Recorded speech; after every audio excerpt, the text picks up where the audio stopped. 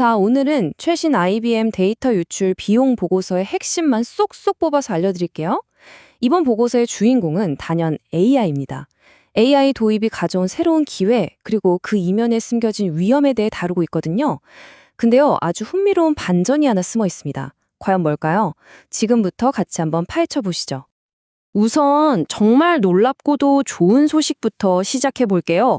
전 세계 평균 데이터 유출 비용이 드디어 떨어졌습니다. 444만 달러.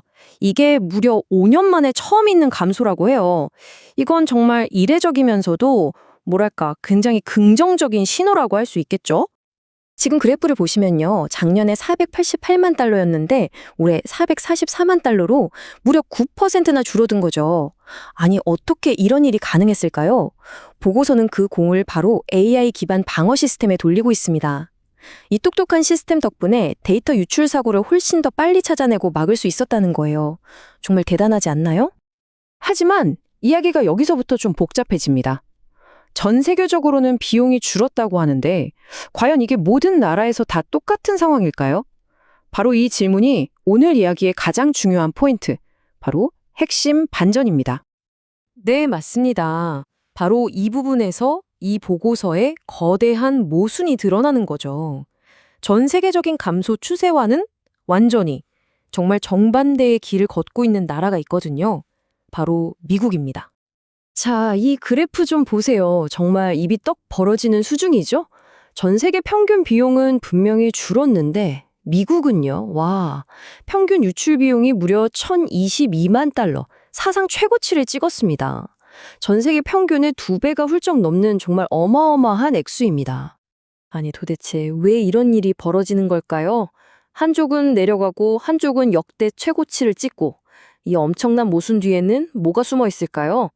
보고서는 딱 한 가지 아주 강력한 원인을 지목하고 있습니다. 그 범인은 바로 인공지능, AI입니다. 네, 맞아요. AI가 이 모든 이야기의 중심에 있습니다. 데이터 유출 비용을 줄여주는 영웅이 되는 동시에 비용을 폭증시키는 악당이 되기도 하는 거죠. 그야말로 기술이라는 양날의 검, 그 자체를 보여주고 있는 셈입니다. 먼저 AI의 영웅 같은 모습부터 한번 볼까요? 보안에 AI와 자동화 기술을 적극적으로 쓴 회사들은요, 그렇지 않은 회사들보다 데이터 유출 비용을 평균적으로 무려 190만 달러나 아꼈다고 합니다. 190만 달러요? 정말 엄청난 차이죠. 하지만 동전의 반대편도 봐야겠죠. 바로 AI의 악당 같은 모습입니다.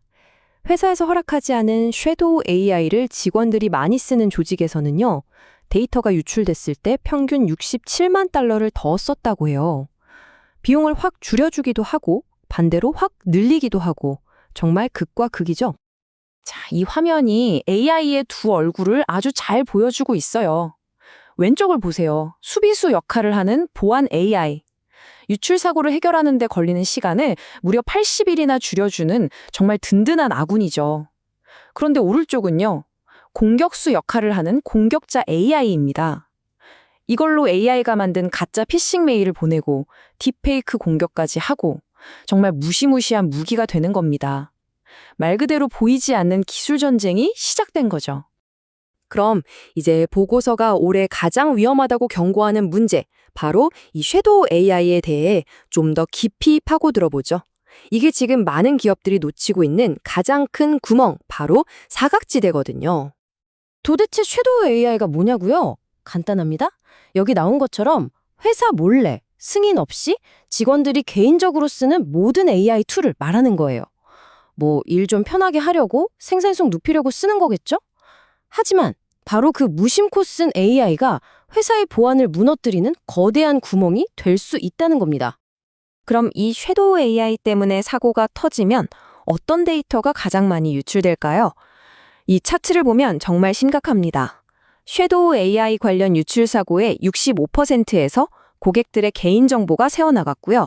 40%에서는 회사의 핵심 기술 같은 지적 재산이, 그리고 34%에서는 직원들의 개인정보가 유출됐습니다.